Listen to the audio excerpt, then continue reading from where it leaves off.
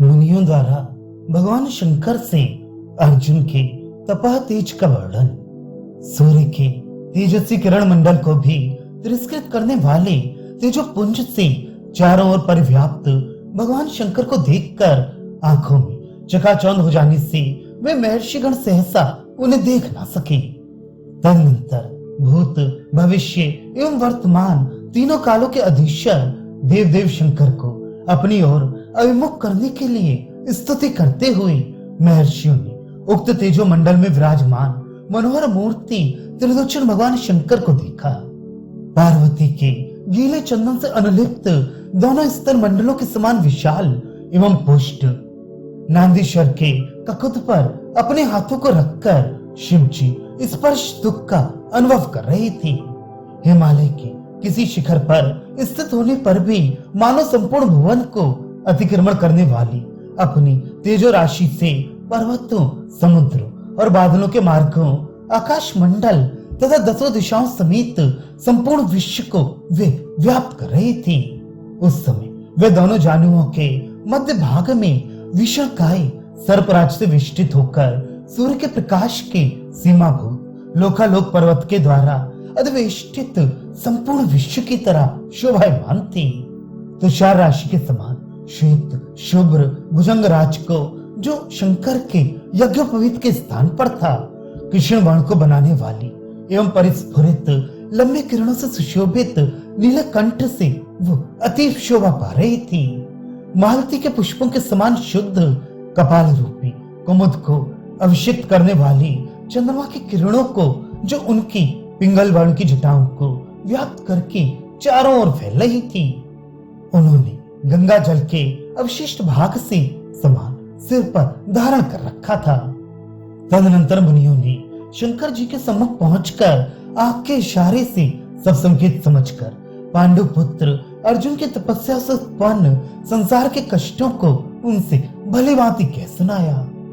वे बोले, हे पुरुष श्रेष्ठ, वृत्रासुर के समान भीषण शरीर वाला न जाने कौन एक पुरुष बड़े पराक्रम एवं हठ से प्रकाश मूर्ति सूर्य के तेज को तिरस्कृत करते हुए तपस्या कर रहा है।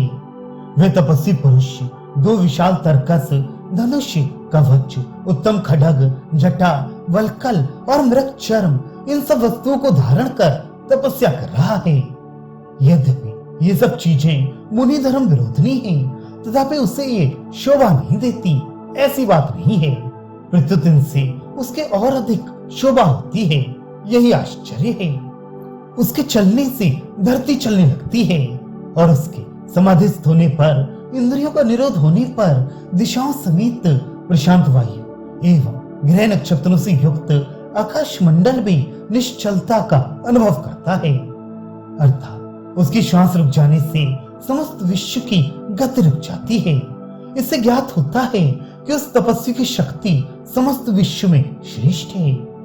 वह तपस्वी अपने अदम्य तेज से सुरसों समेत इस निखिल विश्व को निस्सार बनाकर इनका शीघ्र ही आच्छादन अथवा हरण कर लेगा, क्योंकि ऐसी कौन सी वस्तु है जो तपस्या द्वारा दुष्कर हो।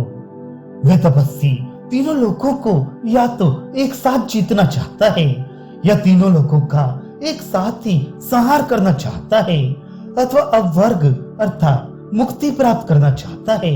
ऐसा हमें कुछ भी ज्ञात नहीं है, किंतु कुछ भी हो, हम लोग उसके तेज को सहन करने में असमर्थ हो रहे हैं। हे नाथ, आप उसकी उपेक्षा क्यों कर रहे हैं? कहिए क्या कारण है? आपसे तो कुछ भी अज्ञात नहीं है। हे अभयदाता, आप हम लोगों की रक्षा करने में पूर्ण समर्थ हैं। आपके शासक रहते हुए हम लोगों का पराभव नहीं हो सकता।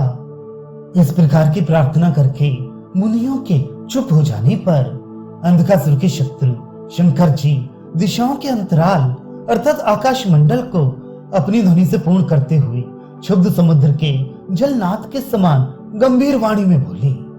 श्री शंकर जी ने कहा, बद्रिकाश्रम के तपोवन में निवास करने वाले जगत की सृष्टि एवं संहार के कर्ता विष्णु के अंशभूत उस तपस्वी को नर अर्थात नारायण का अवतार ही समझो। उसे कोई दूसरा साधारण तपस्वी मत मानो।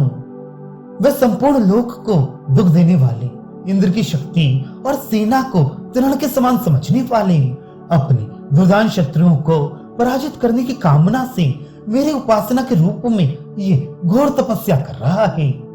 ये परम शक्ति संपन्न तपस्वी तथा भगवान श्री कृष्ण दोनों ही भगवान ब्रह्मा की प्रार्थना से असुरों का विनाश कर प्रजा की रक्षा के लिए इस धरती पर मनुष्य योनि में जन्म लेकर निवास कर रहे हैं। मूक नामक एक कोई दानव अर्जुन की इस तपस्या को देवताओं का कार्य है ऐसा भली भांति समझकर पांडु पुत्र को मारने के लिए जा रहा है। तो आप लोग शीघ्रता से हमारे साथ ही वहां देखने के लिए चले। ये पापी मूक दानव एक आध स्थान पाने पर भी प्रकट रूप में इन्हें अर्जुन को पराजित करने में अपने को असमर्थ समझकर माया से शूकर का रूप धारण कर निशंक भाव से अर्जुन को जीतने के लिए प्रयत्नशील हो रहा है।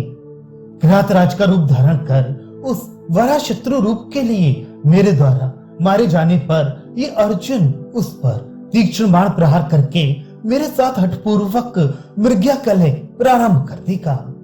तपस्या के कारण अत्यंत दुर्बल एवं सहायक साधनों से हीन होने पर भी इस अर्जुन के रण में क्रुद्ध होने पर उसके भुजा के स्वाभाविक एवं अतुल बल को तुम लोग देखो।